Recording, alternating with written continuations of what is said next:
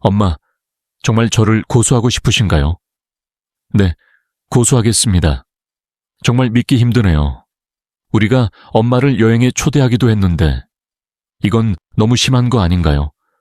정말 뻔뻔하신 것 같아요. 그 여행은 엄마를 위한 계획이었어요. 이제야 깨달았습니다. 엄마, 우리가 잘못했습니다. 단 한 번만 용서해 주세요. 엄마는 우리 가족입니다. 하지만 이제는 자신이 저지른 일에 대해 책임을 지고 평생을 사과하며 살아가세요. 구독자 여러분, 안녕하세요. 갑작스러운 날씨 변화로 몸이 불편하시진 않으신가요? 건강이 최우선이니 조금이라도 이상이 느껴지신다면 꼭 검진을 받아보시길 권합니다. 오늘은 아들과 며느리가 어머니를 모시고 크루즈 여행을 떠난 사연에 대해 이야기하려고 합니다. 가족 간에도 이런 일이 가능할까요? 과연 무슨 일이 있었던 걸까요? 영상 시청 전에 구독과 좋아요, 알림 설정을 해주시면 앞으로 영상 제작에 큰 힘이 됩니다. 안녕하세요. 저는 65 새 김영자입니다. 3년 전 저는 남편을 천국으로 떠나보냈습니다. 그 이후로 깊은 우울증에 빠져 매일 아침 밖으로 나가는 것조차 힘든 날들을 보냈습니다. 그런데 어느 날 아들 민호가 저를 찾아왔습니다. 엄마, 요즘 정말 힘들어 보이세요. 그 한마디가 제 마음을 움직였고 새로운 시작을 하게 되는 계기가 되었습니다. 주의해서 추천합니다. 엄마의 마음을 전하는 사막 크루즈는 어떨까요? 처음에는 머뭇거렸지만 며느리 소연이도 엄마에게 좋은 기회라 나중에 기분이 좋아질 거라고 힘주어 격려해 주었습니다. 너는 가거라. 그날 밤 민호와 소연이가 나를 위해 특별한 저녁을 준비했다. 민호는 엄마, 이번엔 이라고 말했다. 여행에 필요한 모든 것을 준비해 드릴 테니 걱정하지 마세요. 그렇죠, 엄마. 다음날 민호는 여행사에서 가져온 여행 상품 샘플을 아이에게 보여주며 머뭇거렸다. 그렇게 오래 갈 수 있나요? 제 며느리는 재빨리 이렇게 말했습니다. 엄마, 걱정하지 마세요. 우리가 집을 자세히 살펴보고 아드님도 집을 자세히 살펴볼 것입니다. 그들은 나를 도와줬고, 네, 앞으로도 여러 번 그렇게 할 것입니다. 인생에 이런 기회가 있을까요?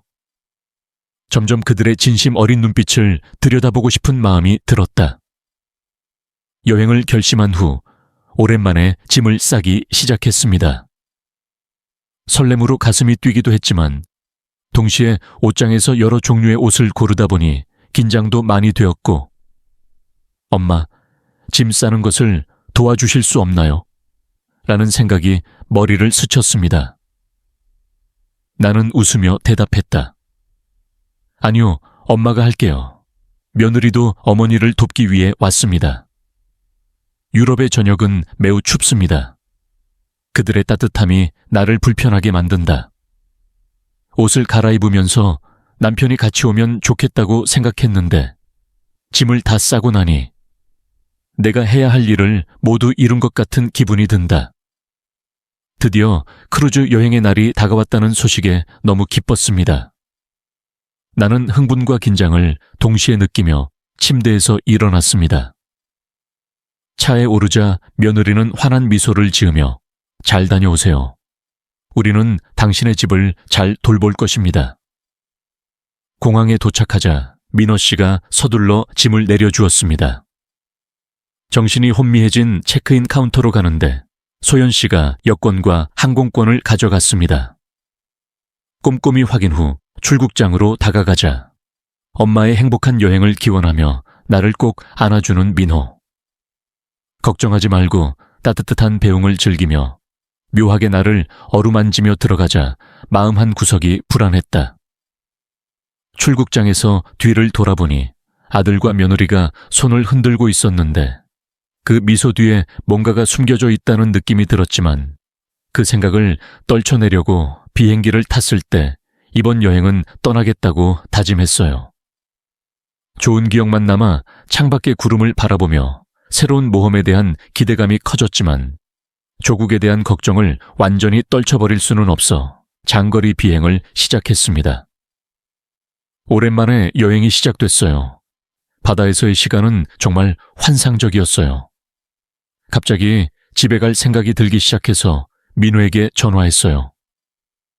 안녕, 민호야. 민호는 좀 놀란 것 같은데 무슨 일이야? 나는 평소대로 대답했다. 방금 너희들이 생각났으니 잠시만 조용히 해라. 민호는 아니요, 다들 괜찮습니다. 걱정하지 마세요. 민호 말투가 왠지 어색한 것 같았어요.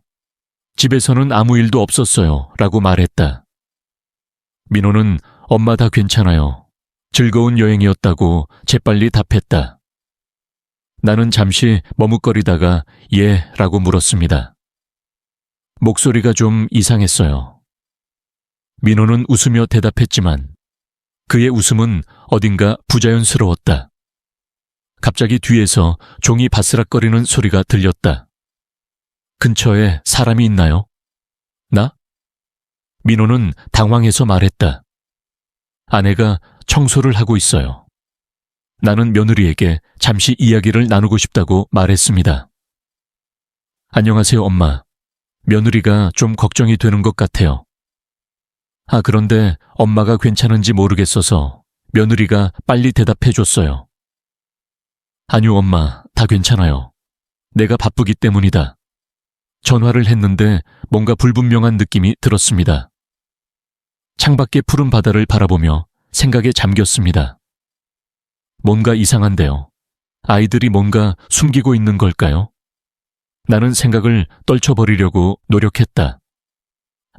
어쩌면 내가 너무 예민한지도 모르겠다.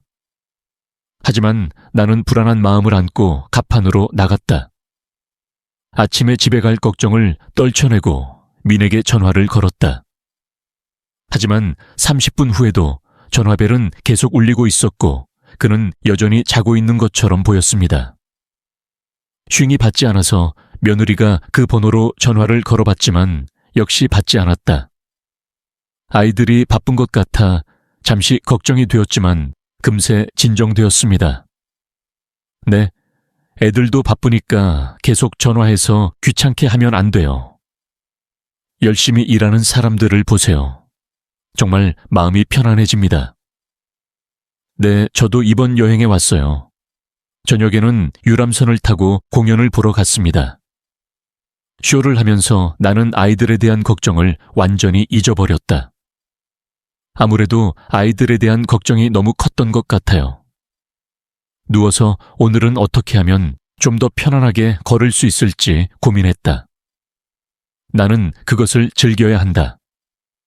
아무런 걱정 없이 평안한 마음으로 잠들었습니다. 드디어 한 달간의 해변 여행을 마치고 집으로 돌아오는 날이 왔습니다. 여러분, 왔는데 집이 이상해요. 조용한, 평소와 다릅니다. 분위기가 느껴지네요. 나는 이 이상한 느낌을 무시하고 거실로 들어갔다. 충격적인 장면이 발생했습니다. 내 그림은 어디로 갔나요? 내가 사랑했던 100만 원짜리 그림이 사라졌다. 나는 정말 빨리 달리기 시작했다. 정말 이상해요. 뭔가 잘못된 것 같나요? 나는 서둘러 다른 방법을 찾기 시작했다. 메인룸에 들어서자마자 숨이 막혔다. 아니, 내가 소중하게 여기던 도자기가 모두 사라졌어요. 손이 떨리기 시작했습니다. 나는 금고로 달려갔다. 나는 떨리는 손으로 비밀번호를 입력했다. 하지만 금고 안은 텅 비어 있었습니다. 그동안 모아두었던 골드와 보석이 모두 사라졌습니다. 마음이 회전하고 있습니다.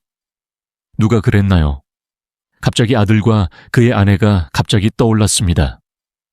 손이 떨리고 있었고 아들에게 전화하려고 휴대폰을 꺼냈는데 엄마와 나 여기 있나요? 나는 흥분된 목소리로 물었다. 집에서 나가. 금고 안에 있던 모든 것도 사라지고 한동안 침묵이 흘렀다. 무슨 얘기를 하는 건가요?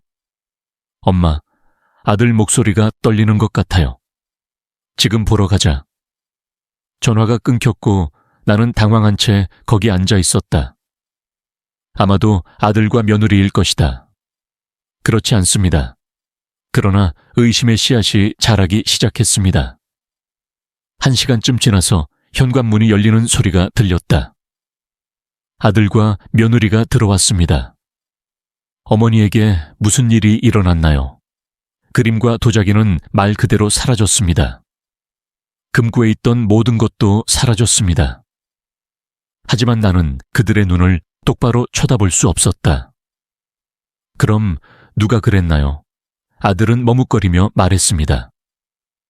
그의 목소리에 나는 한숨을 쉬었다. 직장을 그만뒀어요. 경찰에 신고해야 해요. 아들이 재빨리 말했다. 아니요, 엄마. 나중에 볼게요. 며느리도 그 말을 들었습니다. 경찰님, 너무 시끄러울 것 같아요. 궁금해요. 이건 분명히 절도입니다. 아들과 며느리는 서로를 바라보았다. 둘이 뭔가 숨기고 있는 걸까요? 그녀는 떨리는 목소리로 말했다. 엄마, 우리는 그 순간 당신의 아들이 며느리의 말을 가로막았습니다. 아니요, 엄마. 우리는 정말 아무것도 몰라요. 아들의 눈이 떨렸습니다. 저는 그 순간 경찰에 신고하려고 했습니다. 아들이 어머니의 손을 잡았지만 저는 아들의 손을 밀어냈습니다. 며느리는 눈물을 흘리며 말했습니다. 엄마, 시간을 좀 주세요. 제가 꼭 찾아드리겠습니다. 하지만 나는 이미 전화했어요. 그때 아들과 며느리의 얼굴이 창백해졌습니다. 며느리의 반응을 보고 마음이 무거워졌습니다. 정말 우리 아이들을 의심하게 되었습니다. 하지만 돌이킬 수 없는 상황이 됐다. 경찰이 도착한 뒤 집안 분위기는 무거워졌다. 거실 소파에 앉아 멍하니 창밖을 바라보고 있는데 아들과 딸이 집으로 들어오는 소리가 들렸습니다. 법률 싸움. 내가 그러지 말라고 했잖아. 며느리의 목소리가 떨렸다. 조용히 일어나 그들의 집 문으로 걸어갔습니다. 이제 어떻게 해야 합니까? 엄마가 떠나면 큰일 날 거야. 얘야, 조용히 해라. 엄마, 들어주세요. 며느리가 서두르는 소리가 들렸습니다. 나는 숨을 참고 귀를 기울였다.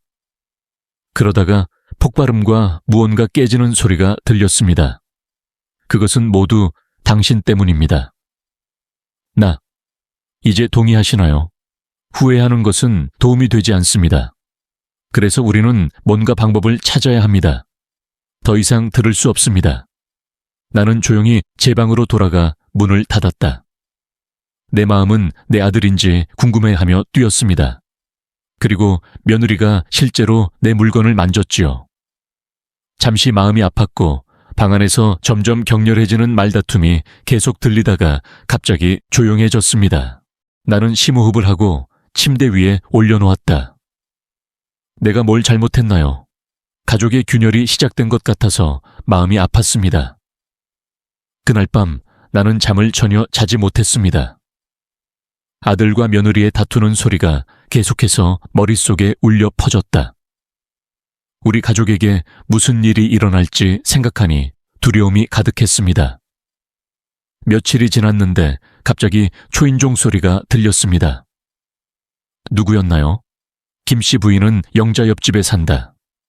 여행은 즐거웠나요? 하지만 그녀의 얼굴은 좋지 않았다. 김씨는 걱정스러운 표정으로 말했다. 조금 피곤해. 들어오세요. 나는 김 여사를 거실로 안내했다. 한 잔 마실래?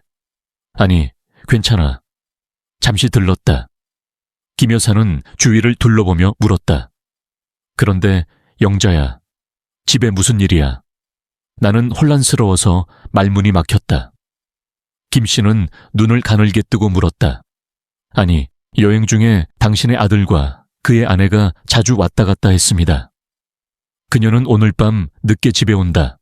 나는 몸이 떨리기 시작했다. 김 여사가 꺼낸 것을 보았는가?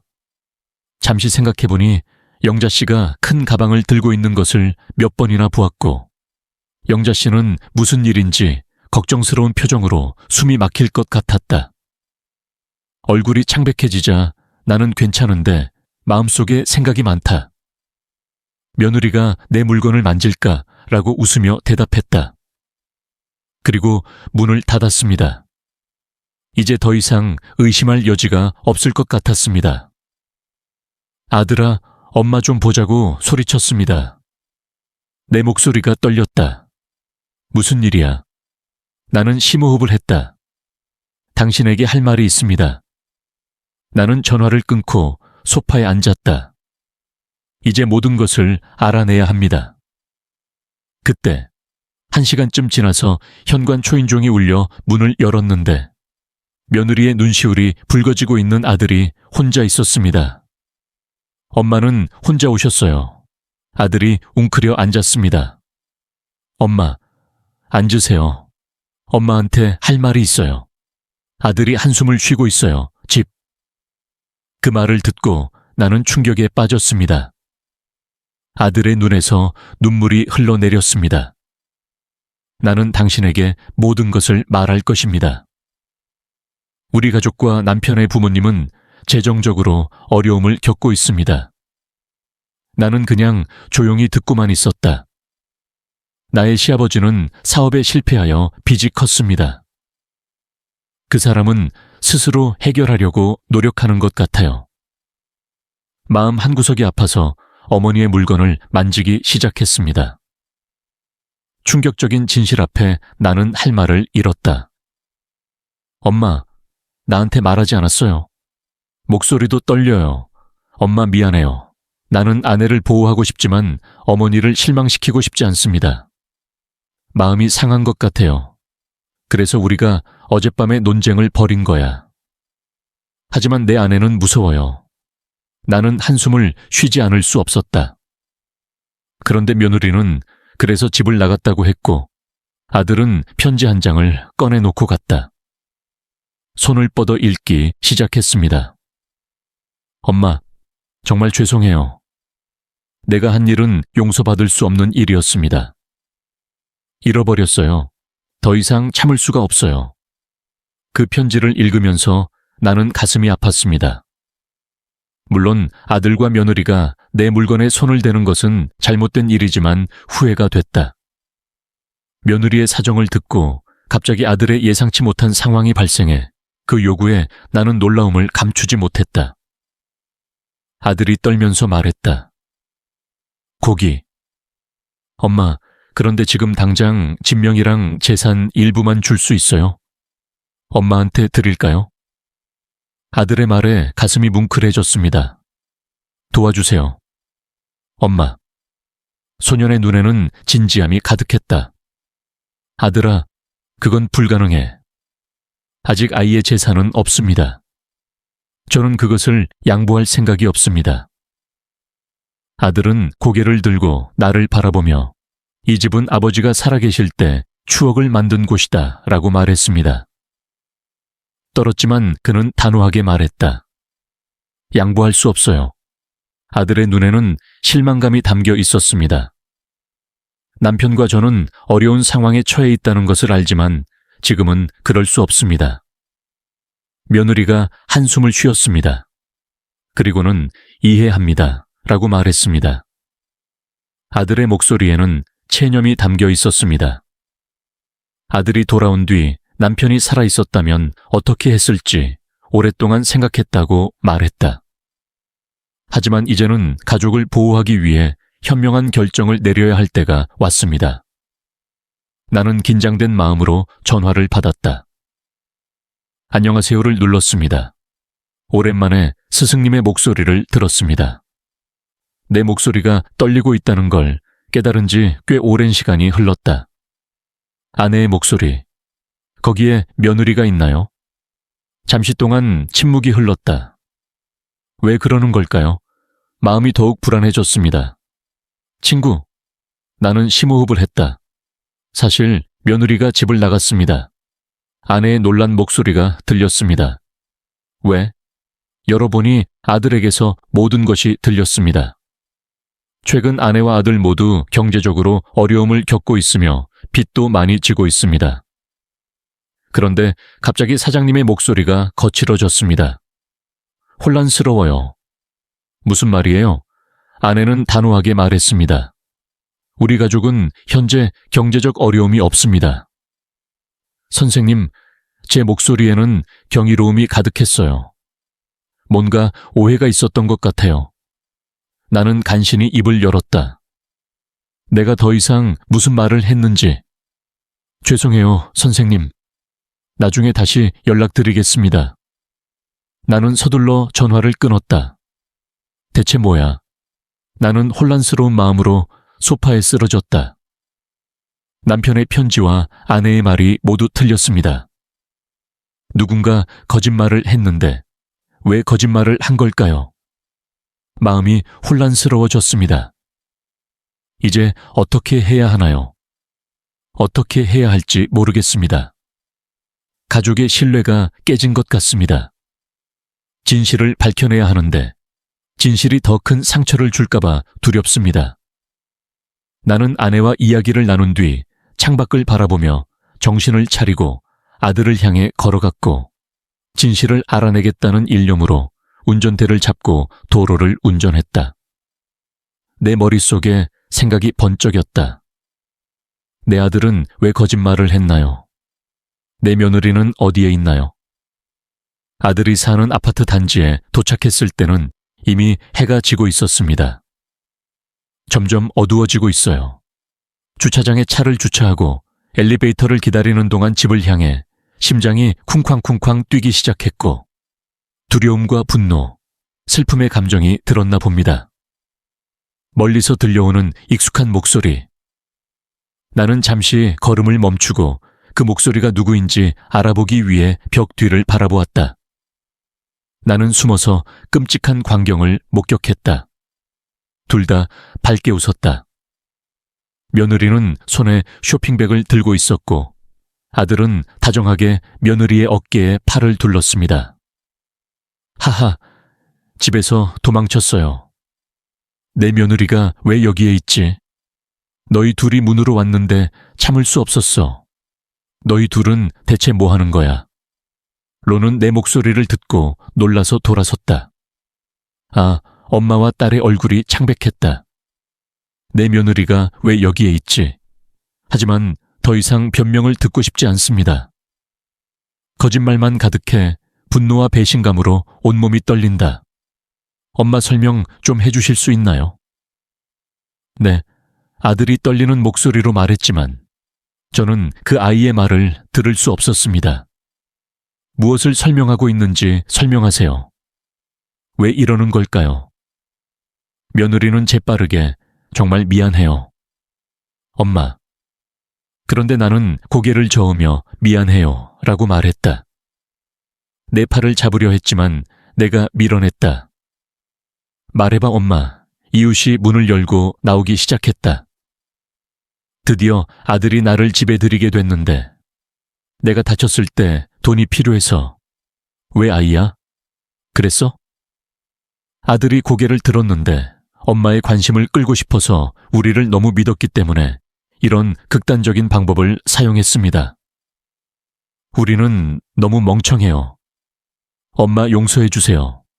로이, 그것 때문에 분노가 슬픔으로 변하기 시작했어요, 엄마. 우리가 정말 잘못했어요. 용서해 주세요. 얼굴도 보기 싫어요, 친구야. 나는 현관문 쪽으로 걸어갔다. 아들과 며느리가 동시에 전화를 했지만 나는 문을 열고도 뒤돌아보지 않고 마지막 말을 남긴 채 다시는 연락하지 않았다. 엘리베이터를 타고 내려가 운전대를 잡았을 때 멈추지 않았지만 더 이상 운전할 힘이 없었습니다. 주차장에 앉아 울다 또 울었다. 가족의 거짓말. 배신감은 내 마음에 큰 상처를 남겼고 이제는 누구를 믿어야 할지, 무엇을 해야 할지 모르겠습니다. 다음 날 아침 나는 아들과 며느리를 고소하기로 결정했습니다. 손이 떨린다. 엄마, 다시 생각해 보세요. 나는 아들의 목소리를 듣고 결심했다. 해외여행에 데리고 갔는데 너무 아는 사이인데 어떻게 고소하겠어요? 내 아들은 크루즈에 보내줬다는 사실에 매우 화가 났습니다.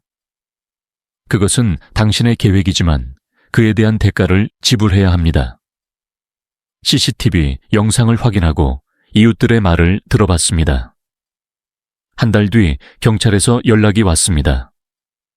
조사 결과 범인은 아들과 며느리로 밝혀졌습니다. 마찬가지지만 되돌릴 수는 없습니다.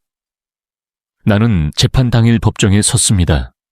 아들과 며느리는 피고인의 의자에 앉아 고개를 숙이고 고기를 먹었습니다. 분명히 그들은 내 소지품에서 손을 뗐습니다. 그들은 단지 돈이 필요할 뿐입니다. 재판 결과는 제가 승소한 것이었습니다. 충격적인 사실은 며느리가 나의 귀중한 물건 중 일부를 주었다는 것입니다. 그녀에게 선물을 주세요. 그 사실을 알았을 때 배신감이 더 커졌습니다. 아들과 며느리가 훔쳐간 물건을 거의 다 되찾았으나 아직 물건이 돌려받지 못하고 있습니다. 다시 가져가도 마음이 아프지 않습니다. 지금은 아들과 그의 아내와 연락 없이 지내고 있습니다. 가끔 그들의 소식이 궁금하기도 하지만 그래도 함께 살던 시골집으로 돌아가려고 노력한다. 남편, 저는 여기서 새로운 삶을 시작하려고 합니다. 조용한 시골이 점차 마음을 치유해주고 있습니다. 가끔 옛 추억이 떠올라 마음이 아플 때도 있지만 이제는 잘 살 수 있을 것 같은 느낌이 든다. 새로운 취미도 찾아보고 이웃들과 교류도 하고 있어요. 시간이 지나면 아들과 며느리를 용서할 수 있을까요? 솔직히 말하면 지금은 그럴 준비가 되어 있지 않습니다. 지금은 그저 하루하루 평화롭게 살아가는 것에 초점을 맞추고 있을 뿐입니다. 하지만 언젠가는 모든 것이 제자리를 찾을 것이라 믿고 있습니다. 요즘은 나 자신을 돌보는 일에 더 많은 시간을 쏟고 있습니다. 이번 시련을 겪으면서 저는 한층 더 강해진 기분입니다. 앞으로 어떤 삶이 기다리고 있을지 모르지만 희망만큼은 잃지 않으려 합니다. 구독자 여러분, 제 이야기를 끝까지 들어주셔서 감사합니다. 이번 경험을 통해 저는 인간관계에 대해 중요한 교훈을 배웠습니다. 특히 가족관계는 늘 이상적이지 않을 때도 있다는 사실을 깨달았습니다. 때로는 가장 가까운 사람들이 우리에게 가장 큰 상처를 줄 수 있다는 것도 말이죠. 만약 누군가가 당신의 평화를 위협한다면 그 사람이 누구든 간에 거리를 두는 용기가 필요합니다. 그 사람이 가족이라고 해서 예외는 아닙니다. 자신의 행복을 위해서는 때로는 독립적인 결정을 내려야 합니다. 물론 쉽지 않은 선택이겠지만 결국 당신의 인생에서 가장 중요한 것은 당신의 행복입니다. 남의 시선이나 영향을 두려워하지 말고 스스로를 위해 당당히 살아가세요. 구독자 여러분 모두가 행복과 평안을 찾기를 진심으로 기원합니다. 앞으로도 좋은 일들만 가득하시길 바랍니다. 감사합니다.